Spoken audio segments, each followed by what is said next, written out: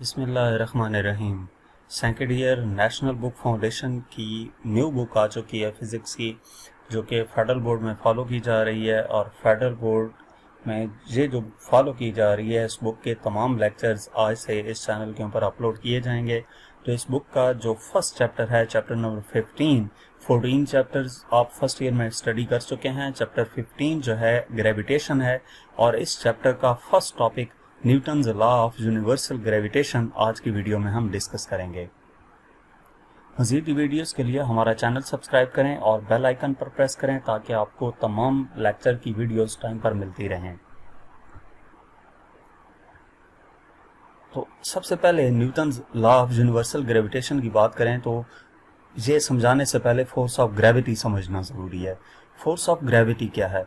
वो फोर्स जिस फोर्स की मदद से अर्थ किसी भी ऑब्जेक्ट्स को अपने सेंटर की तरफ अट्रैक्ट करती है, उसको हम फोर्स ऑफ ग्रेविटी का नाम देते हैं। ठीक है, यानी कि अगर आप देखें तो आपके इर्द गिर्द जितने भी ऑब्जेक्ट्स हैं, उन ऑब्जेक्ट्स को अर्थ अपने सेंटर की तरफ खींच रही होती है। अब जिस फोर्स से अर्थ किसी भी ऑब्जेक्ट को अपने सेंटर की तरफ खींचती है, उसको फोर्स ऑफ ग्रेविटी कहते हैं।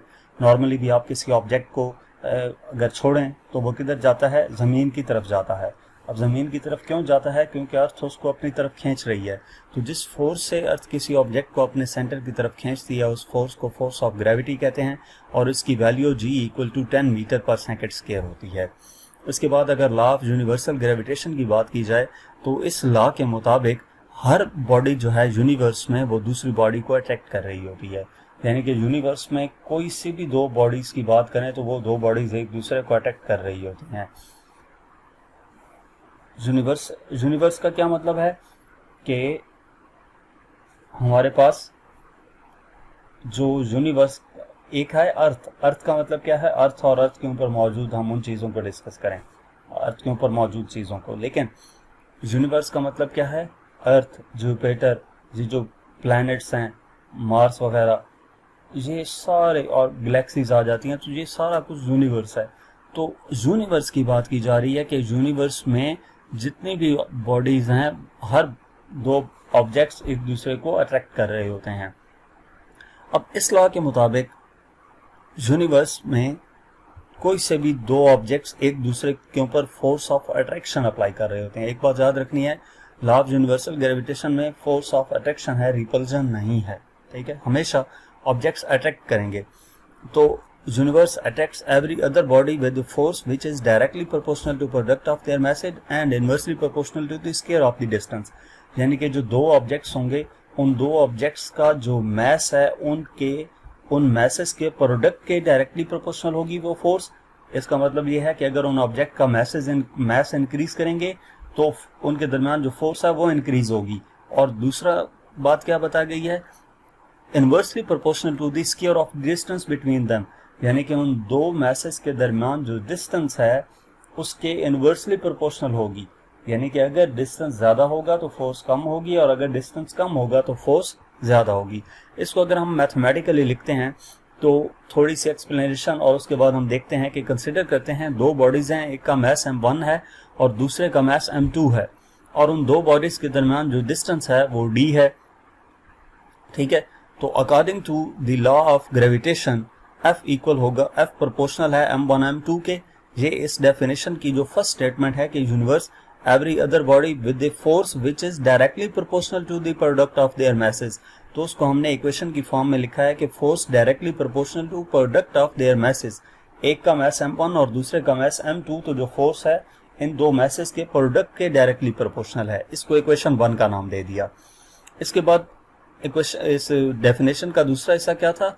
Inversely proportional to the square of the distance between them. तो इनवर्सली प्रोपोर्शनल को हमने क्या लिखा? F प्रोपोर्शनल टू 1/r², यानी कि इन दो मैसेज के दरमियान जो डिस्टेंस है उसके स्क्वायर के इनवर्सली प्रोपोर्शनल होगी ये फोर्स। तो एक इक्वेशन 1 आ गई और एक इक्वेशन 2 आ गई, और इन दोनों इक्वेशन को हमने कंबाइन किया from equation 1 and 2, F proportional to m1 m2/r²। तो जहाँ पे भी प्रोपोर्शनैलिटी का साइन होता है, जब प्रोपोर्शनैलिटी के साइन को ख़त्म किया जाता है तो इक्वल का साइन आता है और साथ कोई कांस्टेंट आता है। तो यहाँ पे जब इक्वल का साइन आएगा तो जो कांस्टेंट है यहाँ पे कैपिटल G आएगा, F equal to G_m1 m2 over r square. G इसमें क्या है, ग्रेविटेशनल कांस्टेंट है। Here G is the proportionality constant. Its value is 6.673 into 10 power minus 11 Newton meter square per kilogram square. इसके बाद next slide की अगर हम बात करें तो जो ग्रेविटेशनल फोर्स है F12, हम अब सपोज कर रहे हैं कि M1 जो है M2 के ऊपर जो फोर्स अप्लाई कर रहा है वो F21 है, और इसी तरह M2 भी M1 के ऊपर फोर्स अप्लाई करेगा और उसको हम क्या नाम देंगे, F12 का नाम देंगे।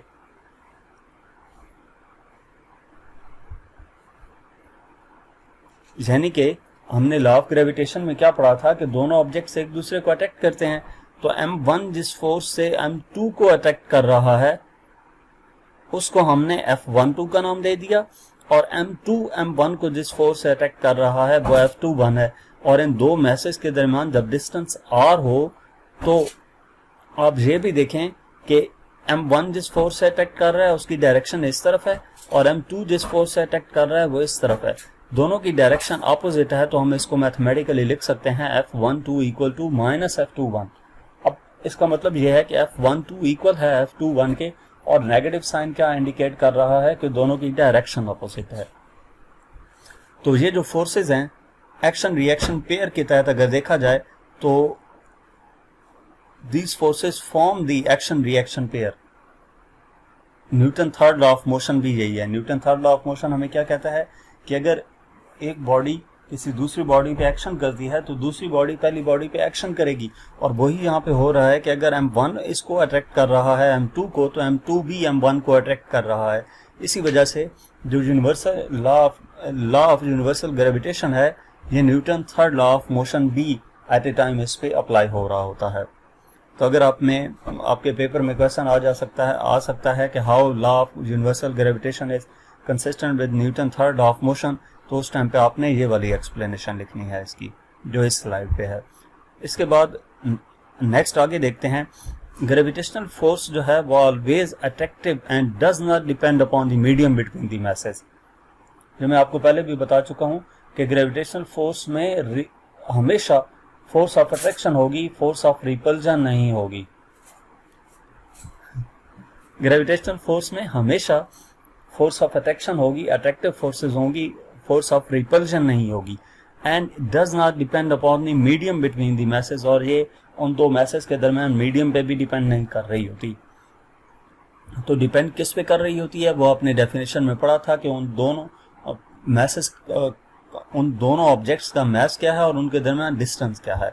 इसके बाद अगर ग्रेविटेशनल फोर्स की बात की जाए तो gravitational force is an inverse square force. अब ये आपसे पूछा जा सकता है कि why we can say that gravitational force is an inverse square force. तो इसकी रीजन क्या है? अगर आप ग्रेविटेशनल फोर्स की बात करें, लॉ ऑफ यूनिवर्सल ग्रेविटेशन की बात करें, तो उसके तहत जो ग्रेविटेशनल फोर्स है F, उसका फार्मूला क्या था? F equal to G_m1 m2 over r square. तो अगर डिस्टेंस और फोर्स की बात की जाए तो फोर्स इनवर्सली प्रोपोर्शनल है r स्क्वायर के। Inverse square, gravitational force is inverse square. Inverse यानी कि 1 ओवर की फॉर्म में और स्क्वायर, इस वजह से इसको इनवर्स स्क्वायर का फॉर्म कहते हैं। अगर इसकी बात की जाए तो ग्रेविटेशनल फोर्स जो है, अगर इसमें डिस्टेंस को इंक्रीज कर दिया जाए डबल, यानी कि 2 पुट कर दिया जाए r की बजाय, तो ये कितना हो जाएगा? फोर्स जो है वो 4 टाइम्स डिक्रीज कर जाएगी। और इसी तरह अगर डिस्टेंस को हम 3 टाइम्स इंक्रीज करें तो जो फोर्स है वो 9 टाइम्स डिक्रीज कर जाएगी। इनवर्सली प्रोपोर्शनल है ना, तो इस वजह से ऊपर स्क्वायर मौजूद है। डिस्टेंस 2 टाइम्स इंक्रीज हुआ तो फोर्स 4 टाइम्स डिक्रीज की, और डिस्टेंस 3 टाइम्स इंक्रीज हुआ तो फोर्स 9 टाइम्स डिक्रीज करेगी।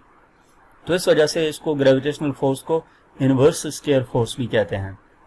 इसके बाद आपकी बुक में एक ग्राफ भी गिवन है, और वो ग्राफ क्या इंडिकेट करता है कि ग्रेविटेशनल फोर्स और जो उन दो ऑब्जेक्ट्स के मैसेज के दरमियान, जिनके दरमियान ग्रेविटेशनल फोर्स अप्लाई हो रही है, उनके दरमियान जो डिस्टेंस है, इन दो फैक्टर्स के दरमियान ग्राफ शो किया गया है। ग्रेविटेशनल फोर्स F और सेपरेशन ऑफ द मैसेज, यानी कि उनके दरमियान जो डिस्टेंस R है, उनके दरमियान ग्राफ शो किया गया है। अगर आप इसको देखें तो ग्रेविटेशनल फोर्स डिक्रीज होती है जूं जूं डिस्टेंस इंक्रीज होता है। यही चीज हमें यहाँ पे बताई गई है कि फोर्स इनवर्सली प्रोपोर्शनल है आर स्क्वायर के। इसका मतलब ये हुआ कि डिस्टेंस अगर इंक्रीज होगा उन दो मैसेज के दरमियान तो जो फोर्स है वो डिक्रीज होगी। तो यहाँ तक हमारा आज का टॉपिक था। मजीद 9th 10th first year second year के लेवल पर पढ़ाई जाने वाली तमाम टेक्स्ट बुक बोर्ड की एक्सरसाइजेस के सॉल्यूशंस आपको हमारे चैनल पर मिलेंगे। इसके अलावा अगर आप पास्ट पेपर्स या प्रैक्टिकल बेस्ड असेसमेंट की वीडियोस देखना चाहते हैं तो यूट्यूब पर हमारा चैनल विजिट करें। Thank you.